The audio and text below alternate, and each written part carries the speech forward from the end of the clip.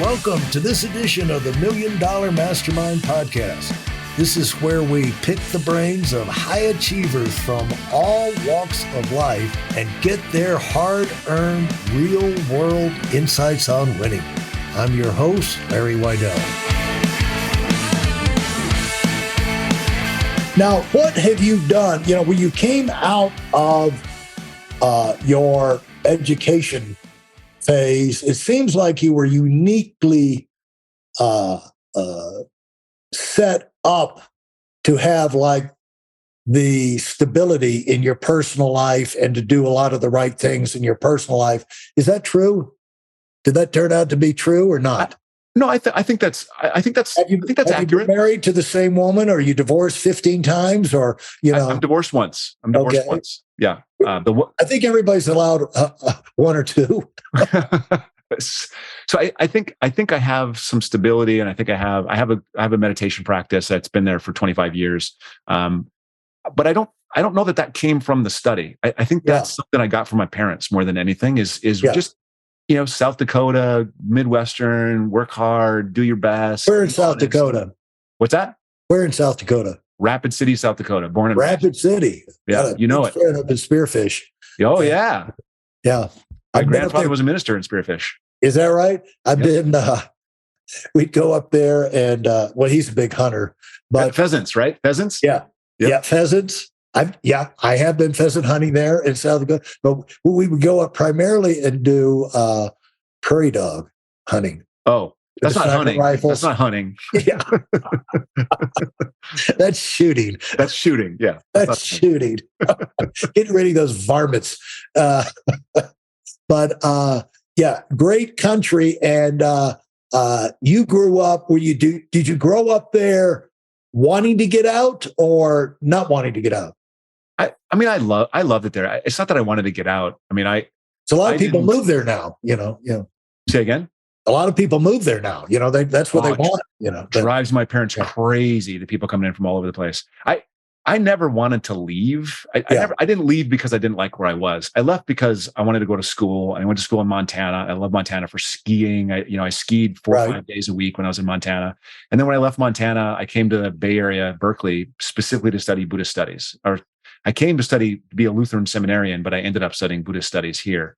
So I always moved because there was something that I was moving towards. I didn't move away from things. I love South Dakota. I love Montana. I try to get my wife to buy a mountain home in Montana. She says it's too cold. I'm still working on her. We'll see where that ends up. Yeah. So what are you most excited about in the future? What gets you super excited? Yeah, I love it. So my Mindful Money is designed to help people out that don't have access. And that is now the sole focus of the company. We're a for-profit company, but all profits get put into scholarships and things like that. So Mindful Money has courses, we have coaching, we have workshops that'll teach and help people do it themselves until their complexity justifies advice. The thing that the advisor world tries to convince everyone of is that everyone needs an advisor, and that's just not true.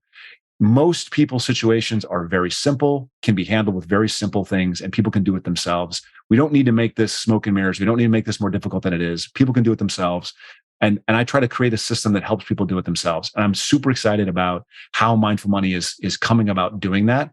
We're actually just creating the beginning to end, how we meet somebody here. We introduce them to a webinar that helps them out here. We introduce them to a workshop here. Here's the coaching after the fact. So we're sort of creating an end-to-end support for anybody just starting out, 23 years old, less than $500,000, $10,000, whatever it is, you're in debt. We can help people get through in some of these issues. And the big thing that you would going to have to deal with is getting the word out. People know that this is an option. Have you gotten into any thinking about how to do that, to get in front of these people earlier in their career? Because the idea is the earlier you can get their attention and get them on that track, the better. You're not having to pull them out of the ditch where they wind up at 30, after wife, kids, debts, this, that, and the other. And it's like everything is they're fighting for survival. And so, any ideas on how to get in front of those people? One thing that I try and provide on the podcast is a forum where people can find out about things that are out there that might do them some good. And I do know of a lot of young people that listen to the podcast, but when's a better time than while you're on the way up, where you're getting your values and your mindset, and you're learning about how the world works, to find out how the successful people think, and get yourself following some of those patterns. And so, have you thought about how to maximize your outreach in that world? Because it'd be wonderful if these kind of things were in high schools all over the country, colleges all over the country, and they, God bless them, teaching their sexuality, that wokeness and how it affects like 1/10% of the population, or whatever it is. It's not the majority, but the majority issues are just getting clouded by these side issues. And like, nobody's taught about how to manage money. I mean, you can be, one of the things that amazed me, and I'm sure you've been the same thing, you get CPA partners sometimes, and you go in there and talk about their personal financial situation, and it's like, no idea. And they'll own things like Whole Life, which is the biggest ripoff of all time. And like, that's not good. I thought it was savings. It's like, 1/2% if you keep it over whatever. And then, by the way, they keep the savings if you die. And, and so, it's just, that's not a good thing. And so the thing is, people, they go through their entire life being around it. It's like water, not a drop to drink if you're out on a raft in the Pacific Ocean. Salt water everywhere, but no fresh water to drink. People are around this stuff, but they never get the basics in there. But wouldn't it be great if this was in all the schools and in at least a dribble? If you got an hour, during the course of their high school education, an hour, somebody came in and spoke. In a assembly or something like that. Yeah. I mean, that's that's right up the alley. Like, there's a couple of things that we're doing, and that's, you're referencing something I want to do. So we have social media presence, right? That's, the young people are on social media. That's one of the places we are. I also work with employers. So I large employers that we'll do like it's not a lunch and learn, because it's not, it's virtual. So you can have 3,000 people listening to an educational piece, and then you got 23-year-old people that are just starting off in a company. We teach them how to do some basic stuff.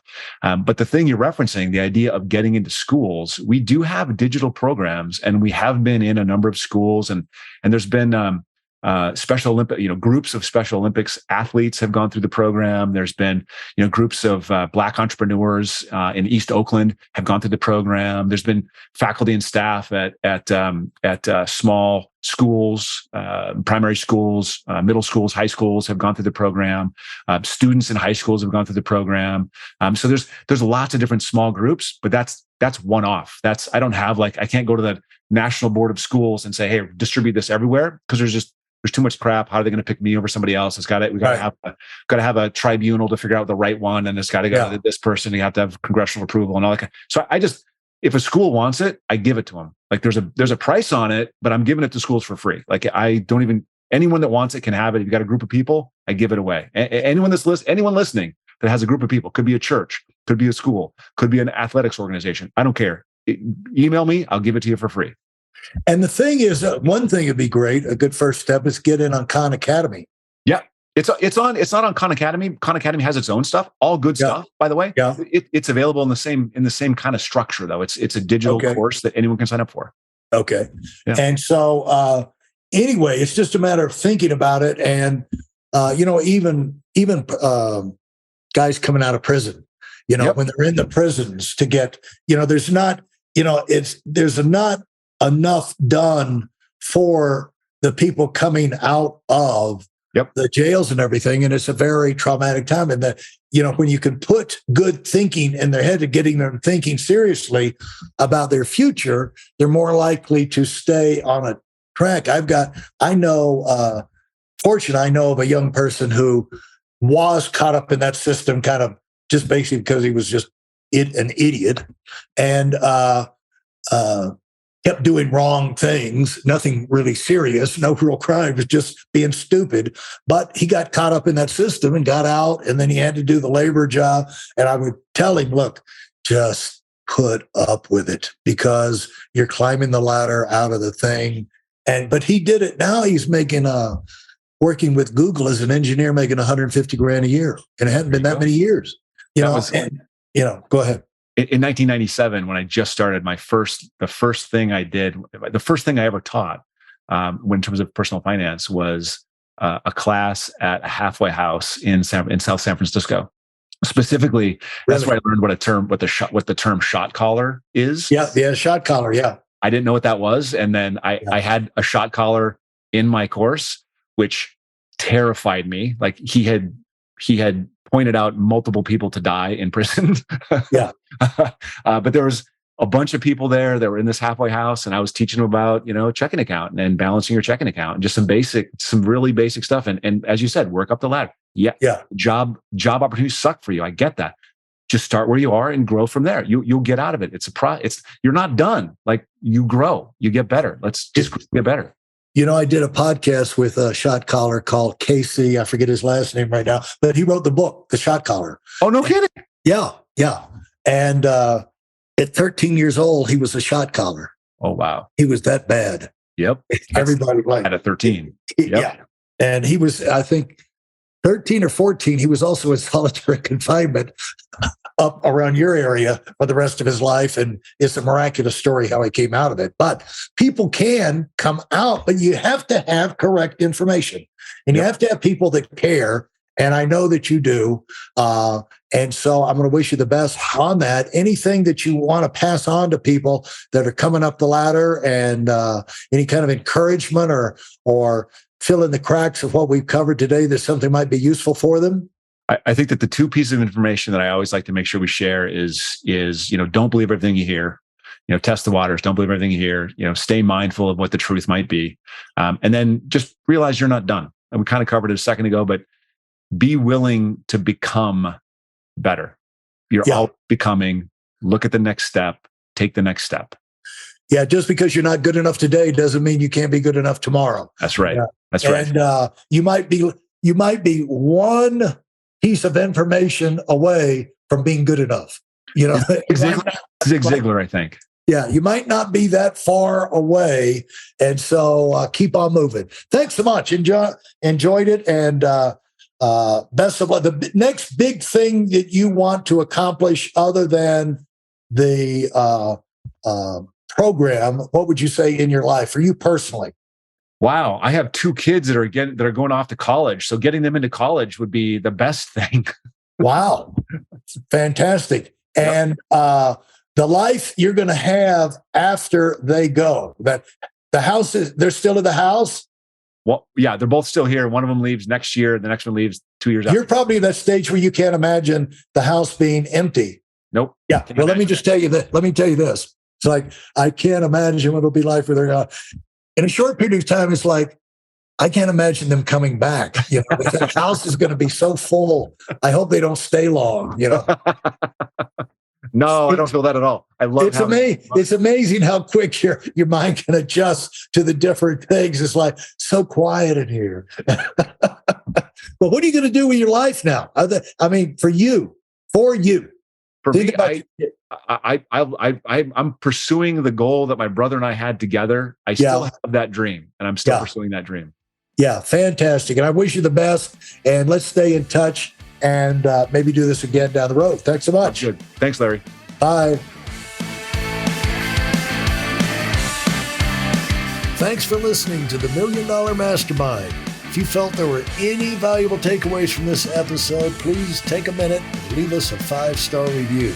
Your feedback is important and really helps us get the word out to a wider audience. Remember, we have a valuable webinar that is absolutely free. Register for it right now at weidelonwinning.com. Thanks for listening.